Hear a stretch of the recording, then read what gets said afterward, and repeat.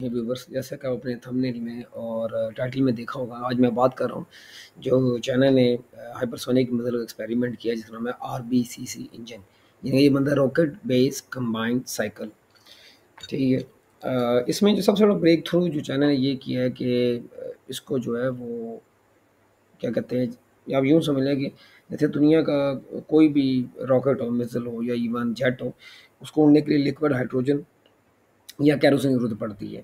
लेकिन दोनों को कभी किसी ने इकट्ठा सामान लेंगे। और सबसे बड़ी बात जो है, जब ये आम जो इंजन होता है, जब जो इवन हाइपरसोनिक जो जब वो इस आम इंजन से रैम जेट में जाते हैं, यानी कि ज़्यादातर क्या किया जाता है कि ये नहीं कि उड़ते सारी कोई जो चाहे वो इंजन है, जेट है, चाहे रॉकेट है, ठीक है, दोनों के इंजन आप कह लें जेट या रॉकेट जो है, ठीक है, मिसाइल जिसे कह लें, मिसाइल या जेट, ये दोनों जब भी फ्लाई जब करने लगते हैं, जब ये फ्लाई करते हैं, तो ये नहीं कि उड़ते सारी फ्लाई करते सारी फर्स्ट 3 सेकंड में जिसे कह लेंगे हाइपरसोनिक स्पीड पकड़ लेता है। हाइपरसोनिक स्पीड होती है 5 मैक कम से कम, ठीक है, 5 या 6 मैक। इवन बीवीआर मिसाइल्स भी होते हैं तो वो भी उसी टाइम में पकड़ लेते हैं। वो इनका फेज़ 1 होता है, फिर फेज़ 2 होता है, फिर फेज़ 3 होता है। ज़्यादातर फेज़ 2 ही होता है, ठीक है। मैं फेज़ 2 तक मैं बात करूँगा।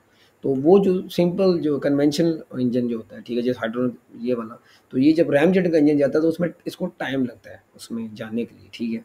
और रैम जेट के बाद दोबारा रिवर्स नहीं हो सकता। ये इसमें जो ब्रेक थ्रू चाइना ने सबसे बड़ा किया है वो एक तो पहला ये किया है कि इन्होंने क्या किया कि लिक्विड हाइड्रोजन पेरोक्साइड इसको और केरोसिन को यूज़ किया है कम कंबाइन एक ही दफ़ा, ठीक है। इनका बड़ा ज़बरदस्त कॉम्बिनेशन यूज़ किया है। किस तरह यूज़ किया डिटेल तो ज़ाहिर है वो उनकी यूनिवर्सिटी या मुझे उसका नाम नहीं आ रहा, सॉरी, हमेशा मैं स्किप कर, तो मैं खैर नीचे वो डिस्क्रिप्शन में बयान कर दूँगा। तो ये कोई पहली दफ़ा नहीं है, 2022 में जो था इसमें जो नाम है इस मिज़िल का वो नाम है फिटैन 1। तो ये जो फिटैन है, फिटैन की जो भी थोड़ा-सा ज़रा टिपिकल नेम है, सॉरी, एक्सेंट है, चाइनीज़ लैंग्वेज डिफरेंट होती है। ये फिटैन 2 है। तो इसमें जो उन्होंने टेस्ट किया है, ना सिर्फ क्रूज़ मिसाइल का एक्सपेरिमेंट किया है, बल्कि कुछ तो ये भी लोग कह रहे हैं कि ऑलरेडी जो है ये क्रूज़ मिसाइल का पहले एक्सपेरिमेंट कर बैठे थे। लेकिन इस दफ़ा इन्होंने फ्यूल एफिशिएंसी भी इसमें बड़ी अच्छी आई है। और दूसरी ये है कि इन्होंने जो प्रोजेक्टाइल का किया, यानी कि जिसे आप दूसरे लफ्ज़ों में समझ लें कि आप यूँ समझ लें कि एक किस्म का जेट जेट इंजन का हमने एक्सपेरिमेंट इन्होंने कर लिया। तो 5 मैक की स्पीड बहुत अच्छी स्पीड है। और इस इंजन में ये भी ख़ास बात है, एक तो पहले ये मैं बताया कि वो हाइड्रोजन पर लिक्विड हाइड्रोजन पेरोक्साइड वगैरह केरोसिन को यूज़ कर रहे हैं। दूसरी ये कि ड्यूरिंग फ्लाइट जो है ये अपना पाथ तो चेंज पहले भी चाइना ने एक्सपेरिमेंट किया था, पाथ चेंज कर लेता, लेकिन स्पीड थोड़ी कम होती थी। इसमें इन्होंने स्पीड भी कम की है और फ्यूल एफिशिएंट भी बढ़ाई है, कि इन्होंने बड़ा ये अचीव किया है। और ये एक बहुत बड़ा जंप है, लीप कह रहे हैं। अभी तक आप खुद बिलीव करें कि अभी तक चाइना ने सिर्फ ये दुनिया का आगे शो किया, और चाइना की आदत और इवन यूएसए की भी आदत दोनों की है, ये इनकी फितरत रही है कि कभी भी अपना जो हाईटेक वेपन होता है वो कभी भी शो ऑफ नहीं करते। कभी भी ये वो शो ऑफ नहीं करते अपना हाईटेक वेपन जो होता है। इवन आप G20 की मिसाल देख रहे हैं, उसके अलावा बहुत सारे इनके वेपन की लंबी लिस्ट है, ठीक है।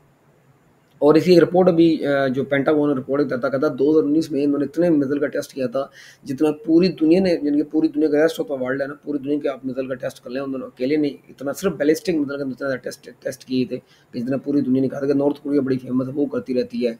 इवन अमेरिका भी तकरीबन, चलो वो सीक्रेटली बताता नहीं, वो करता रहता, और भी ईरान भी करता रहा है बीच में, ठीक है। इसके अलावा मैं कहूँगा यूक्रेन भी करता रहा है, ठीक है, जो भी है, यानी कि जो कंट्रीज हमने, तो वो हिसाब की रिपोर्ट उनका 2019 की बात करें, आज 2025 है। तो ये बहुत बड़ा जंप है। और ये जो टेक्नोलॉजी है ये ना सिर्फ काम आएगी आगे मिलिट्री टेक्नोलॉजी में, बल्कि जो सिविल टेक्नोलॉजी है उसमें भी काम आएगी। तो खैर ये थी फर्स्ट ट्यूबर डिफेंस एनालिसिस जिसने अभी तक ये अपलोड किया। मुझे असल में कोई पाकिस्तानी कोई नज़र नहीं आ रहा था, ना ब्लॉग कोई हो। मैं कहा शायद अगर किसने इसको बयान किया तो मैं मज़ीद कर दूँ। मेरे पास जो भी मालूमात थी मैं आपसे शेयर कर दी है। लाइक कीजिए, सब्सक्राइब कीजिए, दोस्तों में शेयर कीजिए। और कोई करेक्शन या एडिंग करनी तो प्लीज़ कमेंट्स में टाइप कीजिएगा। मेरी तरफ से कुछ चीज़ें आएगी तो मैं डिस्क्रिप्शन में बयान कर दूँगा।